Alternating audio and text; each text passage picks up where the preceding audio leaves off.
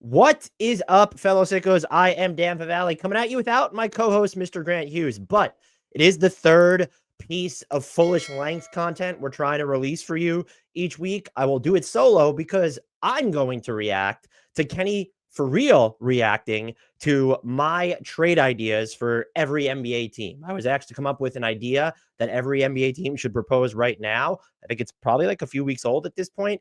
He reacted to it on his channel, and I figured maybe we go with a little reaction inception. This is me reacting to Kenny for real, reacting to me. If you enjoy it, let me know in the YouTube comments, let me know in our Discord, or find me on the socials. All those links are in the podcast and YouTube description. If this is something that you enjoy seeing, kind of the person who created these ideas reacting to other people's opinions of them, maybe we'll make it a semi-staple whenever it happens. Kenny, I did not consume a lot of his content until like, I guess 2 years ago, or someone pointed it out to me, referenced it. He seems to have a lot of fun covering the league. You might even say he enjoys it. People who follow Kenny will understand what that means. And I really appreciate people who cover it in that regard. I have not watched / listened to this particular episode video that he posted, which I think will make it more fun. So I'll be curious to see what he thinks. But yeah, let me know how it goes. This is interesting. I want to know what he has to say. And without further delay, let's hop to it. So the one note I think is worth clarifying here, and I'm curious to see if he gets into it, is each of these deals are supposed to be proposed from the team under their actual subheading, where it would be, we're going to start with the Atlanta Hawks because it goes alphabetically. The Hawks should call and propose this deal. I framed it in meant to be in a way of, no, they're not supposed to be lopsided, where it's, can the Hawks trade Garrison Matthews for Giannis Antetokounmpo or something? It was supposed to be realistic, but it was also supposed to represent a starting point in negotiations. I understand people aren't always going to interpret it that way, but I feel like that was an interesting backstop to this. And finally, I don't write, analyze, propose trades to actually get people mad. I know that's what generates engagement. We know that's why I write them a lot at Bleacher Report. I've never been forced to write them at Bleacher Report. We do have the ability to say no. I've said no to pitches in the past, so I don't get bent out of shape when people are angry, because I understand that's the business. But I do, when I see the screenshots going around, when I even see kind of, maybe some of the cut-ups, I think it's important context. Like, I did put thought into this, and there was sort of a different framework involved as to how these were being proposed. That doesn't mean you have to like these deals. Doesn't mean you have to like me or my justification. But I thought that was at least important to note. Now, for real, let's get to Kenny for real reacting to my NBA trade ideas. It's not trade season, but it's always trade season, if you feel what I'm saying.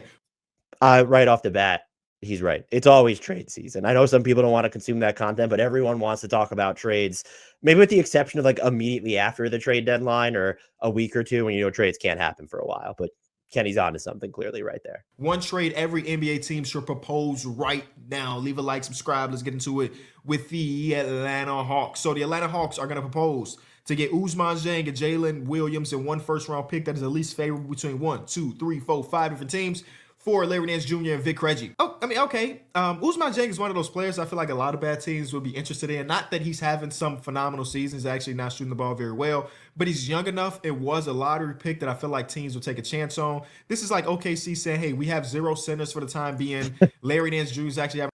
Now, they do have centers back. Isaiah Hartenstein is playing, but I did write this in the aftermath of Chet's injury, when Larry Nance Jr. even had a smaller role with the Hawks himself. And also, as a quick note, Ousmane Dieng has played some small ball 5 for OKC. But please, carry on. A pretty solid season at the center position. We're gonna grab him and give you a first-round pick that might not really be a first-round pick. And Vic Krejci sometimes can play. But it's one of those trades, it's like, I mean, if you can get a first-round pick, even if it is one of the ones that may not. If you can get a first-round pick for Larry Nance Jr. on an expiring contract, I don't care how low level it is, you do it. And I would argue that the Thunder might be the team that would say no to this, just because you still do have that draft equity in Ousmane Dieng. Convey ever, and a prospect like Ousmane Dieng for Larry Nance is kind of a come up if you're Atlanta, because it's not like Larry Nance is part of the long-term future whatsoever. Give Ousmane Dieng a bunch of minutes, even though they got a crazy 4 rotation over there anyway. This is one of those trades that if it happened right now, I wouldn't have a video ready to talk about it. I don't know whether to be insulted by that. He wouldn't have a video for a Larry Nance Jr. trade. I think that, look, for the first one, and we're not going to spend as much time on all of these, I'll take it. I'll take the analysis of it. I don't expect everyone to get excited about Larry Nance Jr. trade. The Hawks, though, are kind of in a different position than they were when I had written about that. And I thought the flyer on Ousmane Dieng, pair him with Reese Shea and Dyson Daniels and Hunter, now that he's healthy, maybe you could do just a bunch of different things defensively. I still kind of like that one for OKC if they're looking for a little big man insurance. I just wonder if they'd be okay giving up a first. However, like, they have so many, and it's going to be back of the, basically when you're looking at it, it's not going to be, of the teams that were involved, a really good first round pick. Would they give up both for Nance? If you're Atlanta, would you just take Ousmane Dieng for Nance, knowing that, okay, Dieng has another year left on his rookie scale? Somewhat intriguing prospect, at least when you look at his physical profile. Who knows? So we're off to not so much of a better start, but I don't mind anything he said. We got the Boston Celtics, Amir Coffey for Jaden Springer and a second round pick. Amir Coffey is one of the most efficient shooters in basketball right now. It's not like the Clippers are trying to rebuild, right? They're trying to stay competitive and waiting till Kawhi comes back. So it feels weird for them to be selling a guy like Amir Coffey for a second rounder. And I'm not saying Jaden Springer can't be good one day, but, like, you feel me? So that's kind of a nothing trade to me. Wow. I will say Jaden Springer probably won't be good. Thought process there was you would have, like, the Clippers aren't doing it, but if you could give them maybe multiple seconds at that point and you have Jaden Springer's salary as Boston to sort of match things with, would they consider it? The Clippers, yes, they don't have control over their own draft moving forward. But if you don't want to pay Coffey moving forward either, it's null and void. I think at this point, because of their draft obligations, you're not just taking a couple seconds and getting rid of Amir Coffey. But Amir Coffey on Boston would be absolute fire. Brooklyn Nets, Obi Toppin and Jarris Walker for DFS and Day'Ron Sharpe. Whoa. His mind seems sufficiently blown. You're welcome, everybody. What do I feel about this? I'm feeling a strong no for the Indiana Pacers, mostly because I really like Jarris Walker. I know he has some times where he could get kind of shot happy and put his head down and not make the greatest decisions when he has the ball in his hands. But just last week alone, I saw him guard Luka Doncic, Jalen Brunson, Franz Wagner, and have possessions on Karl Anthony Towns. Like, I like that level of versatility from my young player. And because the Indiana Pacers have so many injuries, he's having an opportunity to really play. So I'm not really throwing him in the trades just yet. And if I am throwing him in the trade, it's not for just a small upgrade. Well, maybe small is a stretch, but not just a upgrade for a role player. Like, if I'm going to trade Jarris, I'm not saying that I'm getting a superstar back, but I at least want to get a full-time, no question starter. Maybe I would agree with that overall assessment of, if you're going to give up the equity of invested in Jarris Walker, you want a bigger name than Dorian Finney-Smith. The logic here is that the Obi Toppin deal is kind of underwater. I don't think that's a deal teams want. Everyone was kind of surprised he got 4 years and $60 million, so that's part of the compensation. I also think Jarris Walker has been used in a versatile fashion defensively. I just don't think that versatility always equates to effectiveness, but I do agree with Kenny's overall assessment that, again, if you're the Pacers, you're going to want a bigger name coming back in any sort of Jarris Walker deal. Getting Dorian Finney-Smith for the Pacers in general, if you have other framework you could throw out there, I think he's someone who helps them, because they really do need anyone who resembles a caps lock wing defender. That's what Dorian Finney-Smith is on the team, with Aaron Nesmith being out, but Benedict Mathurin playing so well. So it's like, nah. I mean, if you're the Brooklyn Nets, you like, sign me up right now, just because Jarris Walker as a prospect is one of the ones you would love to get, especially if it only costs you a role player that you're not trying to keep for the long term anyway. But it's one of those trades that I can't really see happening. I don't think Jarris is going to get traded for something like that. Again, I would agree. Also, part of the value there for Indiana, though, is if Day'Ron Sharpe, when he's healthy, kind of helps fill, they've had two really, like, serious big man injuries to Isaiah Jackson and James Wiseman, and they could use some more backup depth there. I mean, especially if you're going to be trading Obi Toppin, who I was watching, can't remember, was it the Pelicans game? He got injured, so we'll have to check and see how he's actually doing. But that was the logic, again, proposed from the Nets perspective, which Jarris Walker would be super interesting there, especially given the way that head coach Jordi Fernandez is sort of steering this team at the moment. Charlotte, Robert Williams for Micic and 2 second-round picks. Now, that's probably just because Robert Williams can't stay healthy, right? In theory, you should be able to get a first-round pick for the talent that is Robert Williams, who's looked pretty good in the 2 games he's played since he's been back. But because he has all of the injury history and he hasn't played like a full season almost ever, it kind of makes sense that he might not be worth a full first. I would actually like him a lot with the Charlotte Hornets.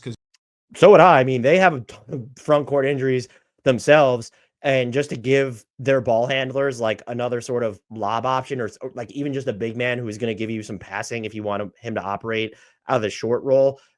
They've had some really good moments from Musa Diabate this year. So like he did the offensive rebounding, some of the stuff that he's been able to do as a rim protector. RW3 is just a different look for them. I'm not giving up a first round pick for RW3. I know he's playing now, but you can't count on him to log a ton of minutes in a vacuum. Yeah, that is his profile. He should be worth at least a first round pick. But given the injury history and the fact that even at his peak, he was never really playing a ton of minutes, I can't give up that much for him personally. Their other center. Well, now you're going to have a center rotation of Mark Williams and Robert Williams, the two guys that can't stay healthy. Hey, between the two of them, don't you get like that's at least between Mark Williams and Robert Williams, you get at least 42 games of above average center play. That's more than half the season. But if it's only costing you some second round picks, and me should say yes, but I think Portland would rather sit on the asset and wait for Robert Williams to play his way into a lottery protected first, or at least a young, talented player that you can feel comfortable in, not the 32-year-old backup. That is a good point, and especially it's a better point now because I wrote this when Robert Williams III was still not playing, and so now he's back and playing, and it's with the DeAndre Ayton injury and how well Donovan Clingan's been coming along. I think you look at before he got injured. I think you look at and say we'd rather probably keep RW3 and Clingan and either wait for Ayton to expire. Can we use his expiring contract over the summer as part of a bigger deal? The only reason why we really made this video to see what they got for the Bulls. Yes, I know now because of him, but they also told me when someone, I think it was our Discord, I can't remember, someone I texted me or Discord messaged me, Kenny's a huge Bulls fan, so I expect him to just loathe this trade. Anthony, who basically doesn't play anymore. Jonathan Isaac, Tristan da Silva, and a first-round pick, most favorable from Denver and Orlando, top 5 protected through 2027, turns into 2 seconds if not conveyed. Ooh, I don't like that sound. Turns into 2 seconds for Zach LaVine and Torrey Craig. Are they cooking something up here? John Isaac is one of those guys that Orlando Magic fans are like, no. I threw John Isaac in the trade like 2 years ago when he wasn't even playing. The Orlando Magic fans like, no, he is untouchable. But Zach LaVine is the type of player, and I'm not saying they should do this because his contract is still very large. He's only got a few years left on this. Was not as bad now as it was last year or the year before that. But he is the type of player I think Orlando should be trying to get, one of those bucket-getting type of guys, because I think that they have the defensive infrastructure to accommodate Zach LaVine. And I don't think Zach LaVine's a bad defender. He just kind of gets lost off ball. So I don't mind this trade from a Bulls fan's perspective, even if this pick never conveys in the 2 years, 3-year draft classes. Because I'm interested in Tristan Silva. He's one of the older guys drafted in the first round, but I liked him as a prospect coming out of college. So I wouldn't mind this, but I'm kind of saying that because I think I want to see Zach LaVine on the team that's going to be in the playoff contention. And Torrey Craig doesn't really play for the Bulls anymore because they opted to go smaller and younger, but I think he can still be serviceable in the rotation. I don't think the Magic would do this deal, even though if I were controlling the Magic, I would. You're giving up what you think would be the equivalent of 2 first-round picks because Tristan da Silva was just taken, plus that Denver pick, which it will convey. So you don't have to worry about that turning into 2 seconds. But you are getting out off of the Cole Anthony deal, which doesn't look so great right now. Maybe Jonathan Isaac you consider a loss, but they do have a lot of different big man options up front, especially when Paolo Banchero comes back healthy from that oblique injury. I wonder if Da Silva would be the sticking point, but add Zach LaVine's shot making to what the Magic have done with and without Paolo this season, and I think you start talking about them as a more serious title contender. I think Magic fans will say no. As a Bulls fan, I would be interested in that. There's another team. Larry Nance for Georges Niang. Backstory, it's Larry Nance for Georges Niang and 2 second-round picks. I've been trying to get Larry Nance Jr. back on the Cavs for like 6 months now. I think he would be an excellent fit there. Seconds. Bring Larry back home. Nothing trade. Here's OKC trying to get another center type of guy. Whoa, nothing trade? That seems extreme. Larry Nance Jr., they got to rely on Georges Niang a lot amid injuries and just looking at the front court rotation. That's not a nothing trade. I strongly disagree with that. I think Larry Nance Jr. would fortify a rotation in Cleveland that's already one of the best and probably deeper than we expected in basketball when you consider, they've had the Max Strus injury, some other smattering of injuries. Now you had Larry Nance Jr. that rotation if they ever get fully healthy. That's not a nothing trade. Come on. Guy, Maxi Kleber and a first top 8 protected for Aaron Wiggins. Well, because Aaron Wiggins saved basketball, I can't say that OKC would put him in a trade because what are you going to do after that? Yeah, they won't put him in a trade. This was being proposed from the Mavericks perspective. I think you do have to look at that distant first-round pick that Dallas would be getting or giving up, 2031. It's only top 8 protected, though. Could you loosen that a little bit? This can't go through until January 15th, if anybody cares. But if you were the Thunder and you think, okay, well, we kind of have enough wing-sized or guard-sized players, and we want to go out and we'll get another big man in Kleba who fits what they do, 5-out model, can guard on the perimeter when he's healthy, can't play a ton of minutes, though, and we're getting this distant first-round pick, would you consider it? Even now, I'm probably no, just because of what OKC needs the most on offense. And now Hartenstein is back. Part of that was we thought Hartenstein might be out a little bit longer. This is coming right after the Chet Holmgren injury. I do understand the idea of trying to go get some center play or a guy that can mold himself into a center like a Maxi Kleber who's a little bit versatile there. But if the price is Aaron Wiggins, I'm probably saying no. Like, I would rather trade Ousmane Dieng if I'm OKC. Yeah, I mean, that's just Aaron Wiggins is too. He's on one of the best contracts now, too. You always wish that maybe he could do a little bit more as a shot creator, a little bit more as a passer, but just the rim pressure he gives you, not a floor spacing liability, and then someone who can defend his butt off. You would absolutely rather give up Ousmane. You would, if you're OKC, you'd prefer going the Larry Nance Jr. route rather than this route where you're like, we're still loading up picks here for a future trade that we may or may not make. To try to upgrade our center position versus trading a guy like Wiggins, who's like a real staple in the rotation and playing so very well on a team-friendly deal. But you know, Sam Presti like these things. Some picks, boy. If you throw a 2031 pick on the table, I wonder if Sam Presti is thinking about trading Aaron Wiggins. I just wonder. I'm not saying he would. I wouldn't at this point. Not this trade specifically, but I do think he's all right. I think he starts at least considering it. Presti love him a pick or two. So maybe, but it can't get completed to January. Ain't the name of this article a trade you propose right now? So you're gonna propose it right now and say that we say yes in January? What's going on? Well, hold on.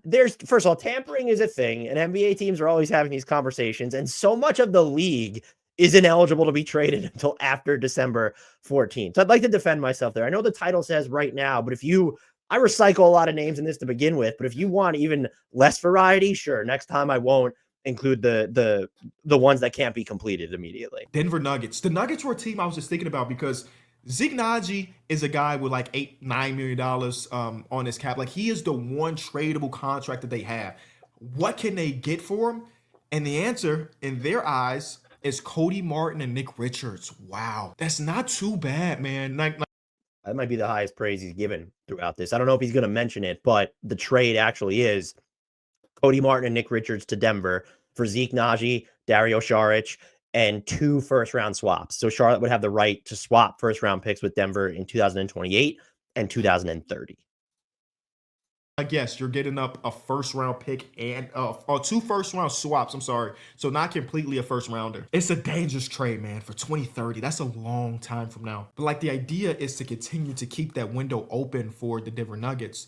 And you just don't have a lot of contracts that you can aggregate in order to get like big time role players. But I do believe Cody Martin and Nick Richards would be able to come to Denver and play. They would. I mean, the backup center rotation in Denver is just still a shit show. And Cody Martin's quietly put together a nice season. You're always going to wonder about his shooting, but as a connective passer, someone who can be moved around defensively. I think part of the issue here is, which is why 2 first-round swaps seems like a lot, they're not guaranteed to convey. If you're Charlotte, you're doing this to say, we'll eat bad money. Zeke Naji has 3 more years left on his contract. Dario Saric has a player option for next season that the Nuggets never should have given him. This is Reggie Jackson's contract all over again. So you have to, the premium you're paying from the Nuggets perspective is you could wind up conveying 2 first-round picks, but you're getting off bad money here and you're betting on your infrastructure. We're not going to give up these first-round picks. Like, Charlotte's going to be worse than us in 2028. 2030 probably gets a little interesting. And if you're Charlotte, you're saying, hey, we're younger. We have Brandon Miller, Tijan Salon, LaMelo should fit into the long-term picture when he's healthy. Maybe Mark Williams still turns into something. We could still be good. One of these first-round swaps might convey as Nikola Jokic is getting older or aging out and the rest of the core ages out. If we could then swap picks with Denver at a time when we're good, that's either a trade chip or a way to just replenish our rotation that becomes a big deal. I thought this was an interesting one. I do know the reception on social media. I do not believe that either team's fan base really liked it. I thought it was interesting, though. I don't hate this. Ooh, I don't love Kenny. it. But yeah, because 2 first swaps is crazy for Cody Martin, bro. I ain't gonna lie.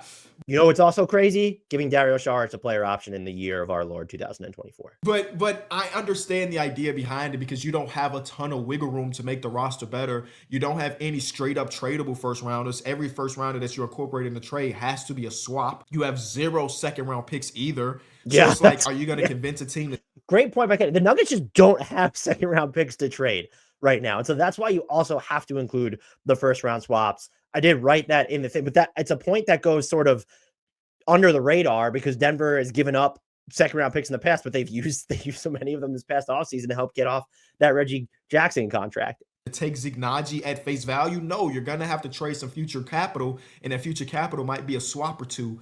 But because these contracts are not that large, it's not like you could say Zignaji and two of these swaps to go get a mid-level starter. That just doesn't work that way. I am curious if you could get to Dorian Finney-Smith's money. I don't even know if these two make enough. Probably not. Zeke Naji's 8. No, you can't even get a Dorian Finney-Smith. Like that's kind of the situation that Denver is in. You could step out of your way with throwing a third player in there, I suppose. But would you feel better with if you could have Dorian Finney-Smith or Cody Martin and Nick Richards on the Nuggets? What would you do? Let me know in the YouTube comments or in our Discord. So two random role players that could help. Nick Richards can help random? them. Anyone who listens to this should be offended to this podcast regularly because we love Cody Martin around these parts. Bro, I swear to you, if he can get healthy, he'll showcase that. I like the talent that they're getting in here. I just don't know if that's the right package to go out. Have I liked any of the trades so far both ways? I don't think. Whoa, you said didn't he say at least one of them was good, or am I misremembering? Yusuf Nurkic in a first-round pick for Isaiah Stewart. Isaiah Stewart's having a really good season, man. They stopped playing him at a small ball 4 or a big 4. He's not shooting threes at all this season so far. I think he was 38% on a couple attempts last year. This year, he has not hit one. I don't know if he's even attempted one. So he's kind of transitioned that out of his game. But if he were to go to Phoenix, I would assume Bud would be like, those threes you was taking last season, fire those off again because that's what they want from the center position. I've made myself very public about my lack of Yusuf Nurkic on this roster. Now he's put together a couple games before he just had his injury or whatever. So maybe that's like going in the right direction. No, it's not. I mean, the use of Nurkic offensive experience specifically for Phoenix isn't what they need either at this point. And so if you're Detroit, you're playing well enough to where it's, well, why would we get rid of who's been our best big man this year? But if you can get a Phoenix 2031 first round pick, you have to think about it. And it's probably the timing on this where it's coming from the Pistons perspective. Maybe fans wouldn't be about that. You have to eat an additional year of Yusuf Nurkic after this one, but you could then turn his expiring contract maybe into someone. I do think Pistons fans are skewing more towards, can we go get Brandon Ingram, maybe go get Zach LaVine without having to give up too much to try to capitalize on the fringes of the play-in discussion that they're currently in. They've already won more games this year at this moment than they have at the trade deadline. So I understand why you wouldn't do that. And Isaiah Stewart is really good. I think he would take more threes in Phoenix just as someone who could do a Brook Lopez impression with better rebounding, probably worse shooting. I really love him in Phoenix. This might be something but both teams say no, where if you're Phoenix, it's, well, we want someone better than Isaiah Stewart back if we're playing kind of our last big trade chip. But the Isaiah Stewart fit in Phoenix to me is divine. And if you're Detroit and you're just looking at that Phoenix 2031 pick, that has to be at least somewhat enticing. I'm going to just say yes. I'm just going to say yes. Say yes. Do it. Kenny knows ball. Shout out to Yusuf Nurkic, man. Golden State Warriors. This is what we're here for. A 3-teamer. So Brandon Ingram ends up with the Golden State Warriors, getting some top-end talent to this team that's already pretty good. It's going to cost them Santos, Wiggs, a first-round pick, 2 seconds to the Pelicans, and then Gary Payton has to get traded to the Raptors with a second. Okay, I think Wiggins has looked pretty good this season. So just to boil it down, because this was a 3-teamer, it was basically Gary Payton, Santos, Andrew Wiggins, 1 first-round pick this year, and then 2 seconds is what it amounts to for Golden State giving it up. And you get Brandon Ingram in return. The idea being, it seems like they need a second option. They were rolling when I proposed this. Warriors fans were mad. They went in some of our videos that had nothing to do with this trade or the Warriors and commented. I was accused of giving up 2 first-round picks for Brandon Ingram. I'm reading it now. I'm looking at the screen. It still only says 1. So interested to see what he thinks. I know Golden State Warriors weren't a fan. Ingram's kind of a counterintuitive fit, but just to get the flyer, Wiggins has been good this year. So if you don't believe he's going to be a defensive downgrade. So if you don't believe the defense, especially this was before Melton's injury. So if you don't have Gary Payton as a defensive option, you don't have Wiggins as a defensive option, that probably makes this even less palatable from Golden State's perspective. Now, I know in order to go get another top-end talent, Wiggins has to be in the trade because he's one of the few people that make enough money to get thrown into it. This is a tough one, bro. This is a tough one because not only are you trading for Brandon Ingram, you're basically signing yourself up to sign him to another extension once the season is over. Brandon Ingram, obviously, really, really great player, right? The more I look at it, the more I wouldn't say really great. Someone who can make difficult shots has value, be a little bit of a secondary playmaker. He's shown that he can bump up his 3-point volume after pulling teeth. He comes and goes on the defensive end. I think this is probably low enough cost where if you think that Wiggins is still on a value contract and his role on the team might be outsized relative to what he's actually doing, I can understand saying, all right, we're not just doing this to get off money. Because if Brandon Ingram leaves, you're out a first round pick. That's a big deal. And then 2 seconds. But then you kind of cleared a bunch of money as well. I do think, however, Brandon Ingram's not going to get, he just signed with Clutch Sports. Shout out to Shamit Dua of In the Know for reporting that before Shams Charania of The Athletic. I think you could probably, if you're ready to play hardball, you could probably squeeze Brandon Ingram on the open market. Very few teams are in position to have cap space and actually then go and spend it this summer. As of right now, I would say maybe Brooklyn, but again, they're kind of and I'm not saying they'd be interested in Brandon Ingram. I'm just talking about cap space buyers. San Antonio can create some space. Brooklyn can create some space. Maybe those are 2 teams that would be aggressive. Brooklyn still, they regain control of their next 2 firsts. I don't know if they'll be looking to make big time additions in advance of next season. And the Spurs Brandon Ingram's not a good fit next to Stephon Castle or Victor Wembanyama. So I couldn't see it. So if you're the Warriors, why not take a flyer on Brandon Ingram? Especially your offense has been dog shit lately during this losing streak. Take a flyer on Brandon Ingram. You have that second shot creator. If it doesn't work out, it's not the end of the world. But even if it doesn't. I don't think you're going to have to pay him unless you just go the Denver Nuggets route of just randomly compensating all their own players or even Dario Saric and you're overpaying market value. If you really play hardball there, is Brandon Ingram making as much next season as he's making right now, 35+ million? I don't know. I like it does suck to move a guy like Gary Payton in order to make the money match because yes, and it does. He's right here. Again, this was before the Melton injury, but now that he's done for the season, I think you sub out maybe DeAnthony Melton as the outgoing money in that case. Gary Payton is like almost a perfect role player for what the Warriors do. He only plays well if he's in a Warriors jersey, dog. But I'm liking it more and more the more I see it now. Someone likes this trade. I don't even know if I ran this by Mr. Co-host Grant Hughes, who, if anyone knows, is a Warriors fan. We'll see how he feels about it. Kenny liking this one, though, makes me feel emboldened. I'm going to start proposing even more audacious trades from here on until we get to maybe the next trade that he might despise. It's a 2025 pick for the Pelicans, right, from the Golden State Warriors. And at this rate, the Warriors are at least a playoff team. So that's pick number 20 through 30. So maybe that's not super enticing if you're the. Well, it's enticing in the sense that at this point, just get off Brandon Ingram's money. The Pelicans are kind of headed nowhere. So if you let this league into free agency, what value do you have of even re-signing if he gets $30 million a year? You're still trying to plan your books around Trey Murphy's new deal. You have CJ McCollum still there. I'm assuming you're going to pay Zion Williamson. You have DeJounte Murray. This team doesn't want to pay the tax. They're in it right now, but they're going to get out of it. Everyone knows that. Their fans know it, even if they don't want to admit it, and everyone around the league knows it. If you can get a first-round pick for Brandon Ingram, I'm not saying he's a terrible basketball player, but the Pelicans have virtually no leverage the way that things are going now. The Pelicans, but like you basically made it true that you don't want to pay him the amount of money that he wants. So getting any type of capital for him, I gotta let this man finish. Worthy is pretty interested. Yeah, sign me up. Blockbuster deal. Brandon Ingram, Golden State Warriors. Can we convince him to shoot more threes? I'm just talking. I feel a lot better about that trade now. This year, he's been shooting a lot of threes. They ain't been going in, but he's been shooting a lot of threes. I would expect him to turn that around. Okay, Houston Rockets, Duncan Robinson for Jacques Landale, Jayshawn Tate, and a second-round pick.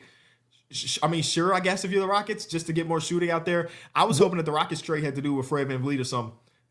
Here, I mean, I'm not even a shot at Kenny here. And Rockets fans were mad about this trade in part. I think they were mad that I traded Tari in places. And I shouldn't say all of them. And it's fine if you want to say no, but here's my pet peeve. And maybe I should wait until we get to one of those trades. We'll see if Kenny even mentions it. So let's look at this trade specifically. You're giving up 2 players that don't factor into your long-term. I know Jacques Landale's played some, but they're basically 2 expiring contracts. You get to keep Jeff Green too, who's viewed as this important locker room presence. Your team just needs shooting. If you look at what the Rockets, like they profile as a contender in basically every department, in large part because of what they're doing defensively this year. It is bonkers, by the way. And anyone who thinks the Rockets aren't for real, they have one of the best net ratings in the league against top 10 teams in the league. So teams with the 10 best point differentials, I think the Rockets are like 5th in point differential versus those teams. Their offense, yes, it's hovering, I think 10th in efficiency. That's a good spot to be, but they're 27th in 3-point attempt rate, and then they're 26th in 3-point accuracy. You get Duncan Robinson in there, who has another year left on his contract. He could become a nice expiring money anchor if you ever want to make that big deal. I think he comes in, you play him, you don't play him, a different look against certain teams to get that 3-point volume up and diversify the offense. I thought this was a really good trade, and Rockets fans destroyed it. I don't know if they were expecting a star name, but I viewed that after they extended Şengün and Jalen Green as a decision that's going to be made over the offseason or just later on when it's easier to trade Jalen Green specifically, or when they just have more information on this team. They were still rolling when I proposed this. So I don't know, like adding Duncan Robinson, maybe consolidating a little bit. Jae'Sean Tate gets a chance to play more in Miami. I was just surprised that Rockets fans didn't like this.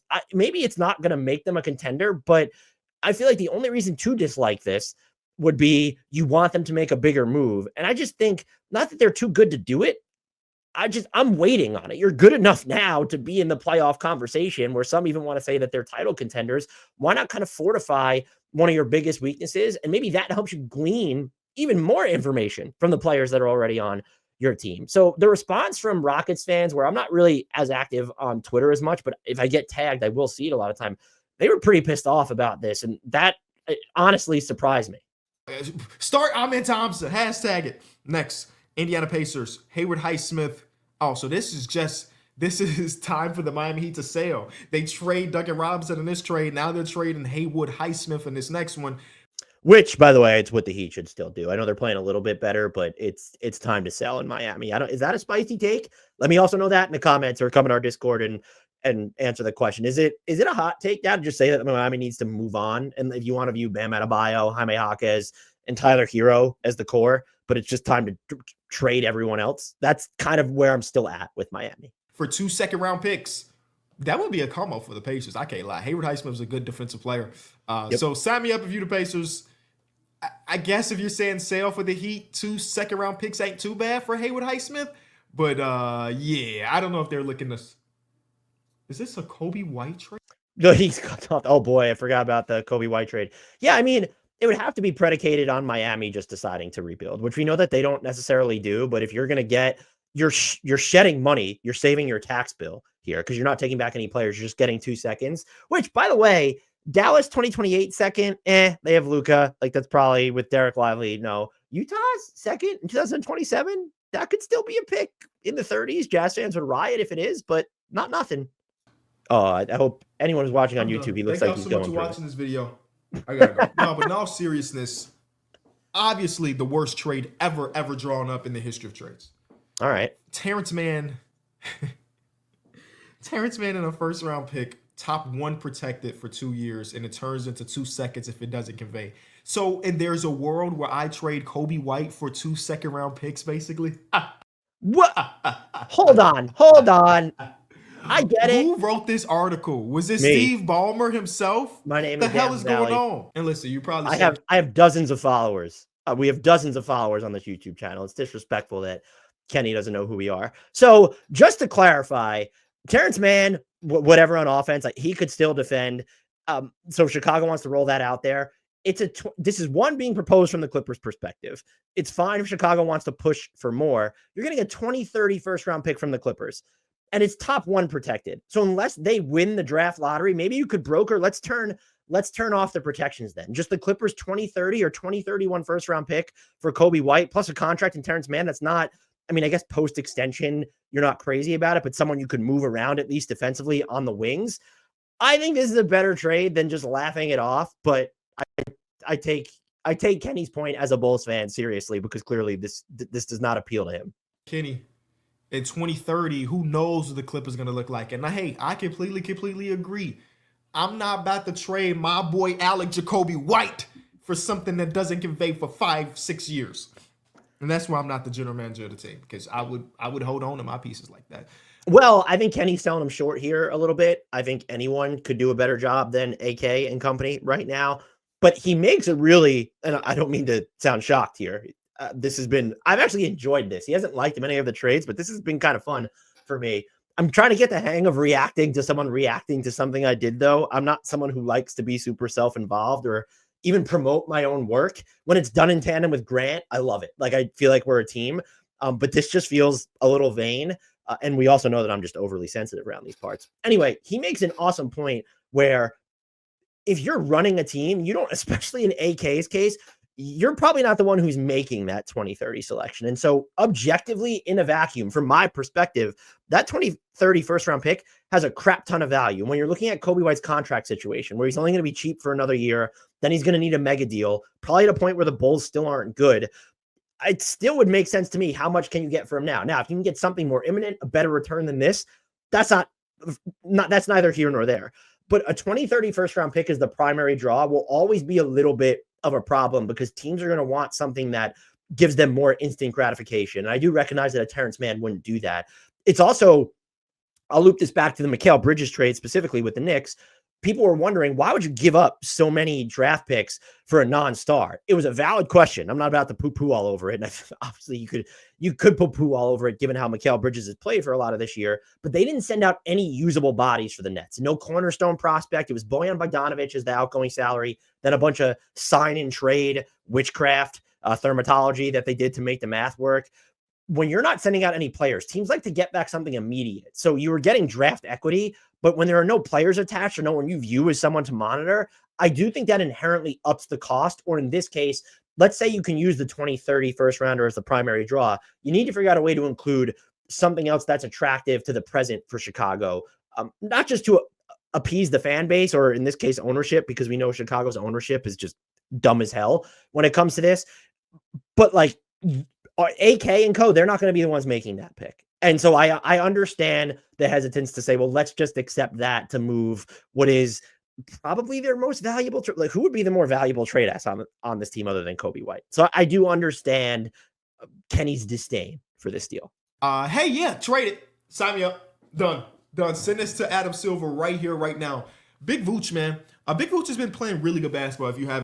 So the trade here doesn't seem like you mentioned it or I cut it off is Nikola Vucevic to the Lakers for D'Angelo Russell, Christian Wood, and then a second round pick that'll come via the Clippers. The thinking just here being Vooch has been playing well, having the most efficient offensive season of his career without really doing a lot differently, but he's older. He has another year left on his deal at a number that's 20 plus million, not going to be palatable to a lot of teams. I believe any Bulls fans or members of the Bulls front office who thinks they can get a first round pick for Nikola Vucevic are sorely mistaken. I noticed defensively he's not the greatest, but if he's getting traded to the Lakers where he can have Anthony Davis there with him, I think he's the perfect player for them. I would love to get a first round pick for Vucevic if we can. I just don't know if his value ever be like that just because so many teams across basketball already have their center. So who's trading a first round pick? I don't know.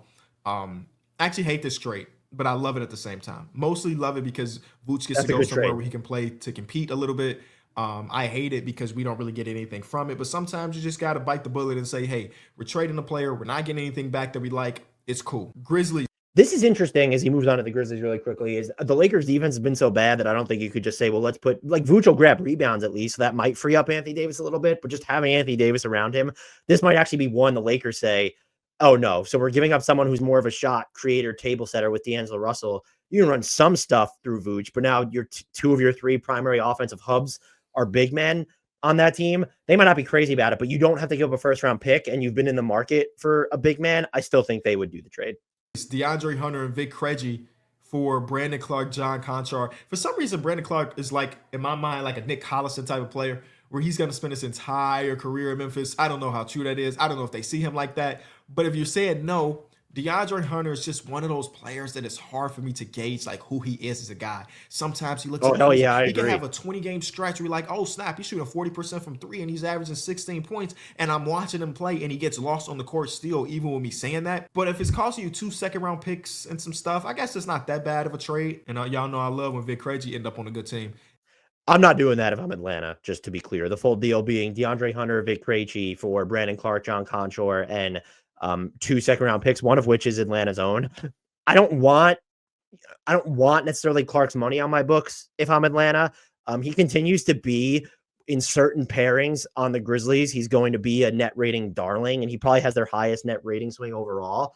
But if you're Memphis and you get off, you turn his money and Contrar's money into DeAndre Hunter, who, look, since coming back this year, he's playing pretty well. He's shooting over 40% from three on almost 6 attempts per game, averaging over 18. I don't know why you're doing that if you're Atlanta. The thought process would be, I mean, Vic Krejci hasn't been playing as much. I still think he's like a little bit of a diamond in the rough player who does nothing elite, but does a little bit of everything, including on the defensive end, has good size too. So you probably need a first round pick if you're Atlanta, but I don't know that teams around the league view Hunter's contract as a net plus overall. And if you have Reese Shea, and you have Dyson Daniels, and you like the idea still of having, you have Garrison Matthews on this team, who we've seen him get some runs. You have Jalen Johnson. Could you talk yourself into saying, hey, like, I guess we have enough wings to kind of make it up? I'm still not doing it if I'm Atlanta. If I'm Memphis, though, the search for their wings might be over when Gigi Jackson's healthy, and now they have Jalen Wells, who has to be top 3 or 4 in Rookie of the Year voting. Who would be ahead of him? Steph Castle, probably Jared McCain, and then, I mean, maybe Edie. Who am I forgetting there? So Jalen Wells probably top 5 Rookie of the Year candidate. The Grizzlies having 2 top 5 Rookie of the Year candidates is kind of feels like very on brand. But if I'm Memphis, I'm doing that deal in a heartbeat. We're on to this Miami Heat trade, which I know I traded Jimmy Butler. They were going through some stuff and still are, but the situation was worse. We'll have to see what Kenny thinks. I sent him to the Miami Heat. Oh, here's the one. I thought it was going to read Jonathan Kuminga, DeAnthony Melton, Andrew Wiggins, a 2025 first, a 2026 swap, a 2027 first, a 2028 second, and a 2030 first round pick, protected number 21 and 30 for Jimmy Butler, Bruno Fernando, Josh Richardson, and then again the Toronto Raptors get Gary Payton and some other stuff. Whoa, that is a lot, man. I agree. I'm looking back at this, and this was done to make the money work. You go different routes. Giving up Melton's not as big of a deal now that he's injured, but you're looking at Kuminga, Wiggins, GP2, and then 3 first-round picks. So a 2025 first-round pick, and then a 2027 first-round pick. So it's 2 firsts and 2 swaps. It's 1 swap and 3 firsts. That's too much for Jimmy Butler. I'll even agree. I'm curious as to what my logic would be at the time. Like, I know I wrote, you can go read this article. I would highly suggest it. Help keep me employed. But 3 firsts is too much. I would get rid of, like, maybe this year's first, or can you get rid of one of the swaps and one of the firsts at this point, where if it's Kuminga, Wiggins, additional salary, and then like 2 firsts, somewhat reasonable. Even Golden State might say that's too much given Jimmy Butler's age. I think Kenny, I'm assuming, I'm looking at his face right now, he's probably about to shit all over this, and I don't blame him. And I can't convince myself that at this stage of Jimmy Butler's career, he's worth all of this. Am I crazy? Maybe I'm crazy. Nope. But at this stage of Jimmy Butler's career, I don't know if I can convince myself that this is worth it. It's not. Miami might have more leverage given how much Golden State's offense has recently suffered. But this is with Jimmy Butler, might be headed towards a new deal, or maybe they look at it as, oh, he'll need a new deal, but he'll make less per year. And this is still someone who, okay, yeah, he's dealing with knee issues at the moment. But like in his 14 games this year, hasn't shot the ball too well from 3, but still hitting. He doesn't take many of them anymore. He's actually taking fewer than last year. I thought that number might come up this year, but still hitting 57% of his twos, can still play make, can still defend. I think I would give up if the cost was Kuminga. And look, what makes this tough is that Golden State, I mean, people are complaining about how deep their rotation is, but then if you make trades, any given player, I guess aside from Melton now is injured, that you give up in a vacuum, they're going to claim is too important. If you want to replace and get fungible with some of this salary, where can you work it with a Kevon Looney going out? Do you want to try and keep Kuminga as part of this? I think the equivalent of Wiggins, other salary, and then 2 first-round picks in a swap. So whether it's Jonathan Kuminga, a first-round pick in a swap, or 2 first-round picks in a swap without Kuminga going out, I think that would still be a reasonable price for Golden State to pay. But I do agree with Kenny, kind of looking back, that this was too much of an aggressive offer. Now, if you're Miami, you absolutely do it. That's what you should propose. So that's the perspective it's coming from. But even by those standards, this was too much. Even if that does make the Warriors a contender for a year, right? This is just a little bit too much for my liking. Because just in general, Jimmy Butler just doesn't look as good as he looked 2 years ago. Or all of his stats are just down across the board. And I'm not even just talking about the traditional stats as points per game, rebounds per game. We're talking about efficiency. We're talking about his foul drawing rate. We're talking about the rate in which he wants to have the offensive look. Like, there's a lot. and I'm not saying he's not worth getting traded at all for the Warriors, but like you're telling me we're giving away 3 real rotational pieces and then 3 first-round picks in a swap. That's just a little bit too rich for me personally. And that's fair. And I think, look, one, point at someone on the Warriors roster who's not a member of the rotation. That gets probably Moses Moody. Melton now injury. I think that makes putting his salary in a little more palatable, at least.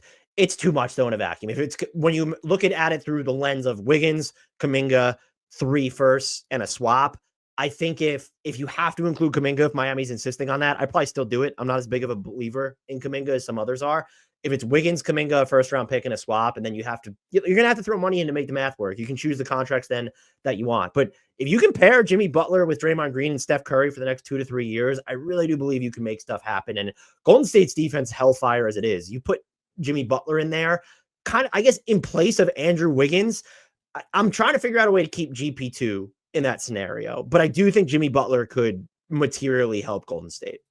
If you're the Miami Heat, I think you say yes to this in a heartbeat, though. Yeah, just because that's how bad the Miami Heat have looked this season. And you're telling me I could get some first-round draft capital, that much first-round draft capital, and get a younger guy that we're going to have to extend. But regardless, Kuminga could potentially be a building block for us. I think you say yes to this deal if you're Miami.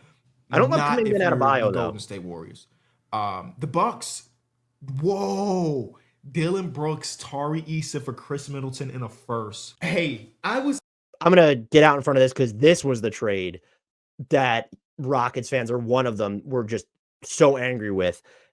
They said, why would we want washed Chris Middleton? Which I think is fair because he does have a player option. But Chris Middleton could actually help this offense when he's fully healthy. He has yet to play this season, though.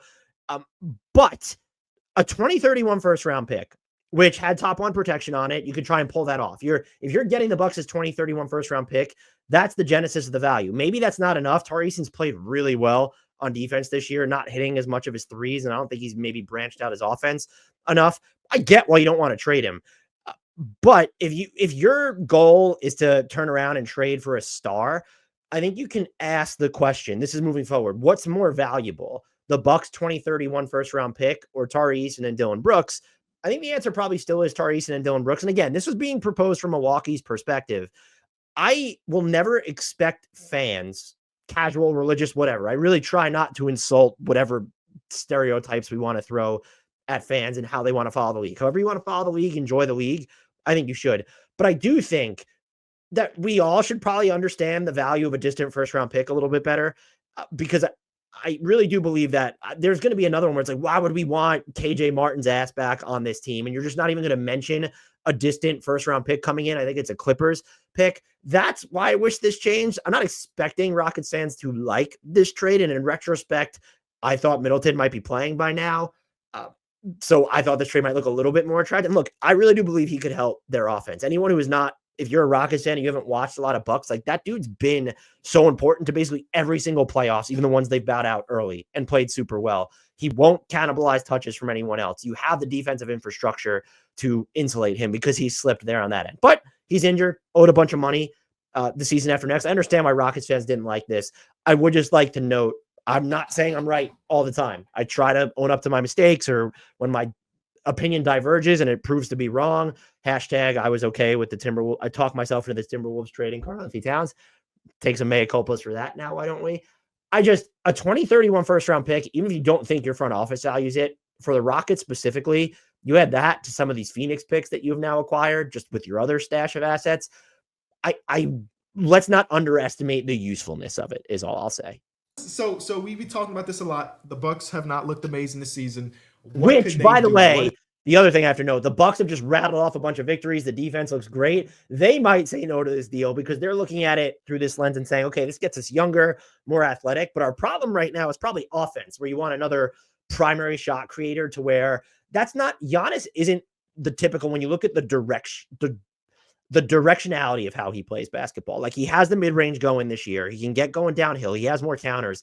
But when you're looking at someone breaking down set defenses and having a bunch of counters and maybe running pick and rolls, you need someone other than a Damian Lillard in that spot. You don't want Dylan Brooks or Tari Eason doing it. Chris Middleton's that guy. So there is a chance the Bucks looking at this as, well, what is Giannis's future? We're giving up our last best trade chip in 2031.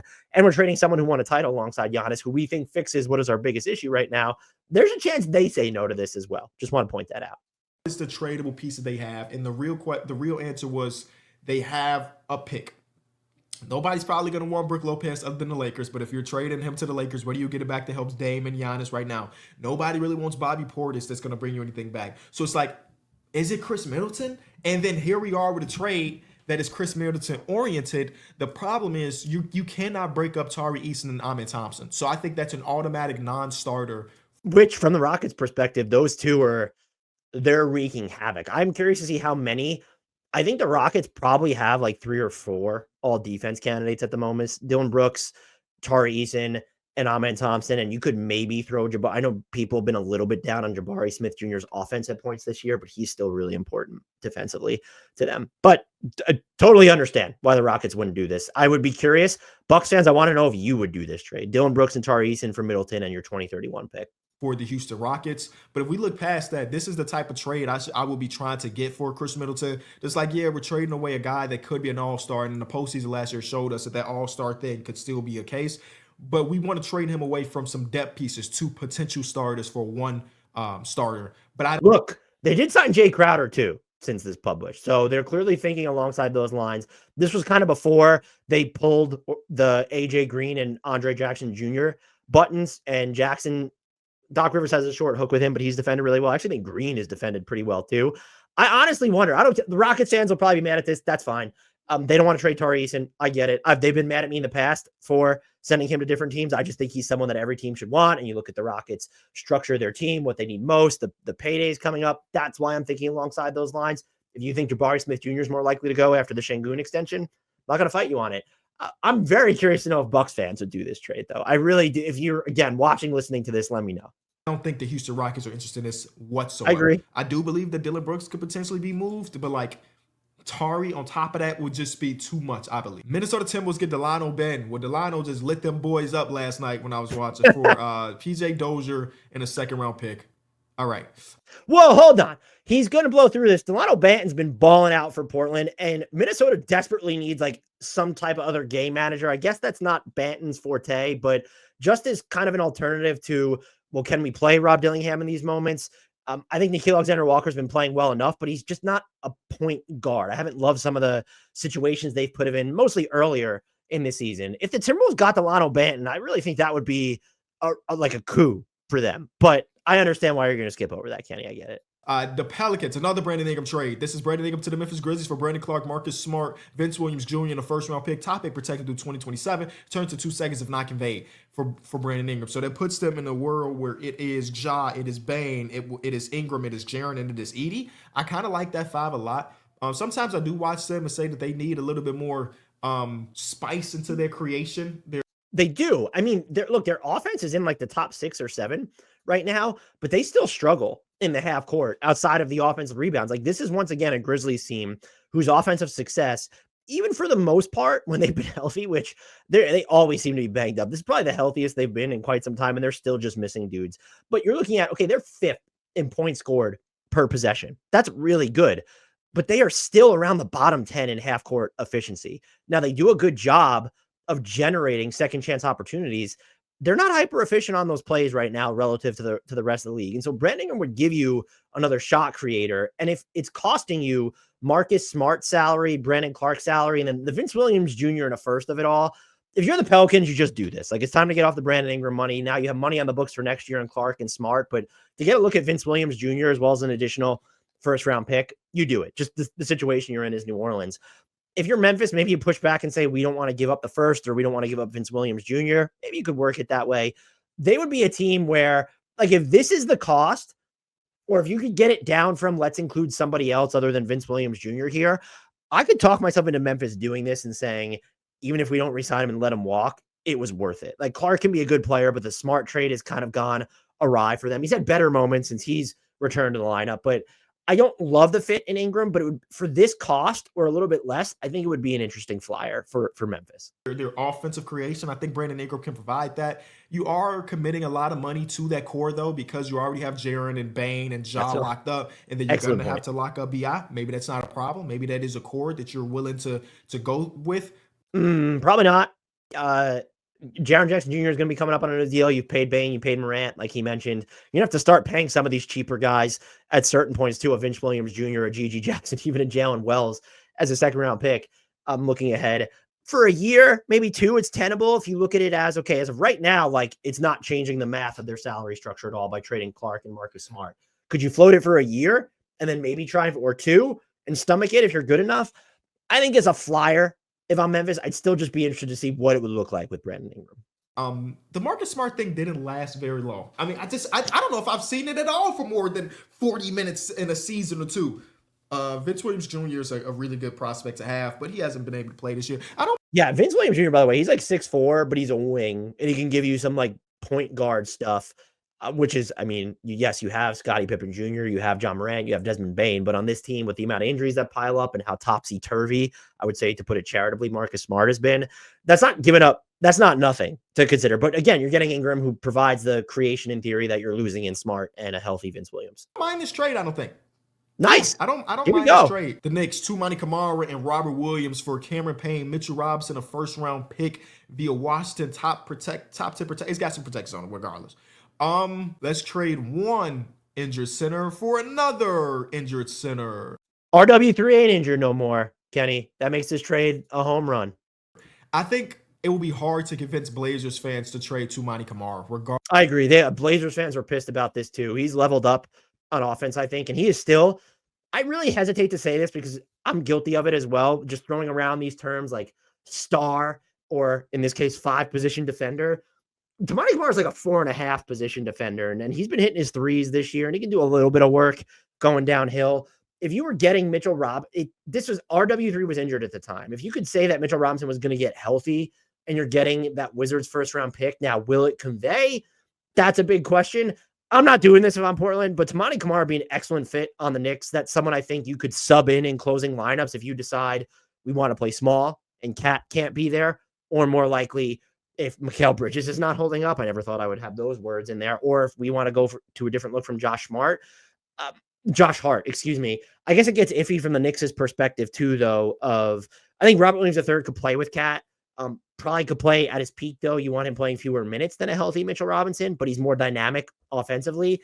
I still like this trade for the Knicks, the first round pick plus RW3 for basically Mitchell Robinson and that Washington Wizards first. But it's also tough with the Knicks because anyone you acquire in theory isn't going to be a part of your closing unit. So is it worth it to consolidate? Because you could reasonably say, I'd rather have Mitchell Robinson than RW3. I think long-term he'll be more healthier, can soak up more minutes. Playoff time, though, RW3 is going to be the better player. Love this deal for New York. I think, especially over recent weeks, given how good Toumani Camara has been all year, I'm not doing this if I'm Portland. I'd insist on more. And the Knicks could throw in a Pacome Dadier or Tyler Kolek. But would that make the difference for Portland? OKC, do I breathe for 2 seconds? Sign me up. Play that man. I don't think he's really played much this season because you got Aiden, you got Robert Williams back, you got Donovan Clingan now starting with Aiden being out his injury. It's just not really a lot of role for him. So yeah, send him to a team where he could potentially play for a couple weeks until they get some of their players back. Duop Reith, not a high-end guy, but he fits the mold of a floor spacing rim protector. Again, it's more of this makeshift solution or store brand solution. You're not going out there and getting a Kristaps Porzingis or prime Miles Turner, but just as like we don't want to give up any core assets, if we could put Duop Reith on here and expand the big man rotation a little bit. The Kobe White trade. Next, I'm just gonna turn down every Kobe White trade, bro. Well, hold on. My bias and my fandom is coming into play. I don't care. I'm not accepting a Kobe White trade, bro. That's one. Oh, it looks like he's gonna go through it, so I'll hold off before I go into it. Is that what we're gonna get for the next 2 years? People drawing up Kobe White trades. Dang, dude, I hate that. 70. Well, all right, so he's skipping it. All right, so you're getting from Orlando Cole Anthony, which whatever, Jet Howard, and then 2 first-round picks. So Jet Howard and 2 first-round picks for Kobe White. Maybe that's not enough in Chicago's eyes. That's a real offer for Kobe White. You want Tristan da Silva instead? We could talk about it. You want another first-round pick instead of Jet Howard? We could talk about it. I think that trade was worth a mention. I respect Kenny for saying that his bias is showing through, but that wasn't a terrible offer. Sixers, Tyrese and Cam Whitmore for KJ Martin and a first-round pick that's a second least favorable from all the teams, and then another first-round pick from the Clippers. 2028 Clippers first round, it sounds kind of lit. I ain't gonna lie. Whoa. Okay. All right. I'm dying because he's over here kind of poo-pooing on me giving a 2030 first round pick for Kobe White, but that 2028 Clippers first round pick is lit. I love this. That's great. I'm honestly not even shading him. I just find that I respect like the Bulls allegiance through and through. 2028 is closer. This is the trade, by the way, that Rockets fans were also angry about, where the Sixers were getting Tari Eason and Cam Whitmore for KJ Martin and 2 first-round picks. Was it 3 first-round picks? No, it was 2 first-round picks, one of which was that Clippers 2028. Does seem a little light. I think my logic here is just that Cam Whitmore has not played a ton for them, does not necessarily look great this year. When he has, you have all this prospect equity built up in Eason and Whitmore. I understand why you wouldn't want to do this trade. It wasn't about getting KJ Martin, though. It was about getting 2 first-round picks to load up on an offer for a star. And in this case, is a 2026 first round pick and a 2028 Clippers first round pick. Is that more valuable to a star trade than Tari Eason and Cam Whitmore next summer or moving down the line? Maybe your plan is to keep one of them while still getting a star. And if it is, hey, but there's value in getting those distant first round picks is my point. Would I do this if I'm Houston? The answer is absolutely no. Tari Eason, Cam Whitmore, get some young guys in there. Again, I'm not a fan of trading Tari Eason. I'm not a fan. Tari Eason is the hottest commodity on the block. I mean, he's been in what, 2 or 3 trades? There's 30 teams. Come on. That's not, there's bound to be some recyclage there. And also it speaks to how valuable Tari Eason is as well. Am I crazy? Houston Rockets fans, y'all let me know what y'all think, because y'all watching this team more in depth than I am. Do you think your front office is more likely to trade Bari or Tari? Maybe this is the origination of how much social media hate and even YouTube comments. There were some on unrelated videos. Maybe they watched Kenny's video. So they went and they found the link, and then they found look, if you're going to take those steps to find me, I'll allow it. Pretty much whatever you could say. There's stuff where you would cross the line, but if you're going to go the lengths of, there's no link that I saw in Kenny's video description to the article. So you got to go find it, then find me on social media and decide that if I'm not going to respond on Twitter, then I'm going to go into HardwoodKnocks' YouTube comments. I'm not going to lie. I respect that level of detail to getting angry at me. And I recognize that's why I'm able to make a living off this, as people care about sports. I personally wouldn't go to those lengths to comment on a trade. I didn't do it to make people angry, though. I just want to make that clear. I do respect, now that I'm thinking about this, like having watched it and kind of processing, if Kenny is the one, if Kenny's video, not Kenny specifically, is how you got angry with me and then went out and found me, I really respect that. Shout out to you. But another Tari Eason trade. Hey, getting Tari Eason to the Suns would be kind of lit, but I'm not doing that one. Portland. He's not going to, well, hold on. Okay, that trade again, you're getting Phoenix's 2030 first round pick, and you're sending Tari Eason and then this year's first round pick. So what you're doing is it's the second most favorable. So it's going to be a pick. Let's just say the number 25 pick plus Tari Eason for Phoenix's 2031 first round pick. And Rockets fans are also mad. What do we want with Josh Okogie? You don't, but his contract is expiring. And now you get this huge trade chip. And now I mentioned this in the text, and I think that this one's at least to me worth a discussion. Rip out the 2025. Good. Keep the additional first round pick. Then if you're getting Phoenix's 2030 first, when you already kind of control their fate in 3 separate years, I think it's 25, 27, and 29.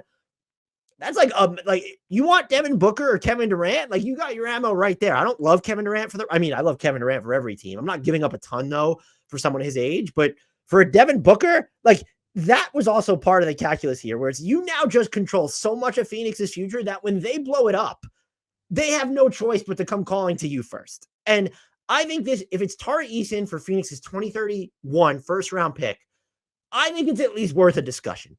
If it's not, if Rockets fans are saying no go, fuck it, we have enough to get Devin Booker if we want him down the line anyway, fine. But this is not egregious, and it's definitely not about Josh Okogie. I'm just at least insult me the right way. That was the KJ Martin, the Josh Okogie of it all. I found it very funny. Trailblazers trading to the Lakers, Jeremy Grant, Robert Williams, and a first round pick is going. Oh, bro, I thought that was saying that they are trading away the first. No, so they're getting 2 first round picks for. Oh, this is okay. So there was a typo on this where I had names in the wrong fields. This is why it's important to have an editing staff. So the Portland Trailblazers are getting Jalen Hood-Schifino, D'Angelo Russell, Jared Vanderbilt, Gabe Vincent, and the Lakers first round picks in 2029 and 2031, they would then send Jeremy Grant and Robert Williams III to the Lakers. Robert Williams and Jeremy Grant, Jalen Hurts-Fino, D'Angelo Russell, Jared Vanderbilt, Gabe Vincent. Well, the good thing is none of these players have been positive, impactful players as of right now. They have not. Even Gabe Vincent's been all over the place now that he's playing. Russell looks a little bit better coming off the bench. Jared Vanderbilt's still not playing, so you could argue he has value. But if you're getting 2 Lakers first-round picks in 29 and 2031, how do you not do this? If you're the Lakers, it's more questionable because you're not getting a star and you're playing kind of your last best trade chips. And one thing about Jeremy Grant, he going to hit a corner 3, and he's going to defend at least decently. I like Jeremy Grant with the Lakers so much.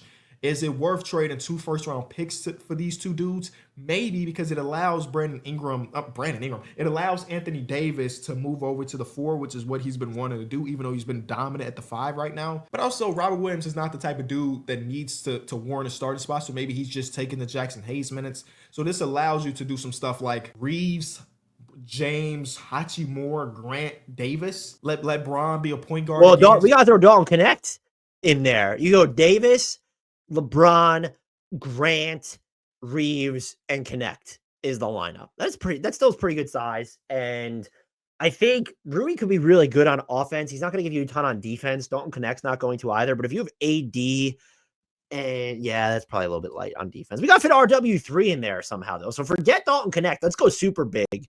Jeremy Grant, Anthony Davis, RW3, LeBron, and then you can go Reeves or Connect. You can throw Rui in there too, get really big. That's a hell of a lineup. I just don't know if I'm the Lakers, am I giving up my 2 first-round picks for that? Can you sandwich if Tamani Kamara is involved in this deal? Would you do that, Blazers fans? You get 2 of those Lakers unprotected picks, 29 and 2031. You're giving up 3 players, only one of which potentially factors into your real long-term plan. Are you doing that? That'd be interesting. If I'm the Lakers, I'd probably pounce on it. I don't know if they want to go the non-star route, but if you're adding they have no wings, like real wings on this roster. So to add Jeremy Grant and Tamani Kamara while giving up those 2 first-round picks, I think Blazers fans will say no here, but I also think that Blazers fans should give this more thought. Just like he was when he first got to LA. Because the one thing about D'Angelo Russell's minutes is one of the few positive things about D'Angelo's game is his playmaking ability. And because he's playing alongside Blazers could use and that, Bron, by the way. Like their offense is not great. He doesn't get to showcase that as much. So yeah, sign me up for this one too. Sign me up. He liked it. I thought he was going to dump on Trey that. Lyles in 2 seconds. Not mad at that. He skipped over the Kings one. So for Kings fans, I had Larry Nance Jr. for Trey Lyles in 2 seconds. I don't know if that'll fix the Kings. They've been all over the place. I will say this. If there's a team that I actually think has been impacted unfairly by NBA referees thus far this season, I think it's probably Sacramento, at least off the games that I've watched, although we all know that I don't actually watch games or any teams or any players, and I've never seen an NBA game in my life. I think it's them. They're the team that I have the least feel for, but I really do like the idea of Larry Nance Jr. there, maybe as an independent big in lineups, or even if you want to play him alongside Domas Sabonis. Spurs, Chris Boucher and Kelly Olynyk on the Zach Collins and a first-round pick that turns into 2 seconds. Oh, boy. I was about to say, because didn't the Raptors trade away a first-round pick for Kelly? I want to shout out Kenny because his content is obviously shorter form on this. I know he has a podcast too than mine is. To go through this, I know he's clipping out the pauses. I don't tend to do that on our longer form stuff. Kudos to him for like being able to go through this so quickly. But I also like that for the most part, he's acknowledging like the pick protections and how they turn into something. You could look at that trade and say Zach Collins and a first-round pick for Chris Boucher and Kelly Olynyk. It's really Zach Collins and maybe it amounts to 3 seconds. Chicago's 2025 second, and then the 2 seconds that Charlotte's first-round pick will turn into. So you're giving up Zach Collins in 3 seconds, get off the final year of his deal for expiring contracts in Chris Boucher and Kelly Olynyk, who, by the way, I think either of them could play next to Victor Wembanyama. There'll be defensive downgrades compared to Zach Collins, but they could stretch the floor and maybe want to keep one of them around. But I'm more focused on San Antonio's offense than anything. And we also know anyone who listens, watches us regularly, Chris Boucher is among my siren songs. Kelly Olynyk and Ochai Agbaji, we get one back. Okay. It's just one of those trades. It's like whatever. I don't think it's whatever, but yeah, compared to some of the other trades, it's whatever. Toronto Raptors trading for Ousmane Dieng. There it is. Hey, I watch a lot of basketball. I mean, a lot of basketball. Have I watched a single minute of Melevy Leons. I don't believe I have. The name, the name just popped up and my eyes kind of widened. Oh, okay. Hey, this is like 2 playable centers though. And Usman, I would be saying yes to this if I'm Masai. Just go get another talented prospect and trade if you're two look, bigs. here's the problem.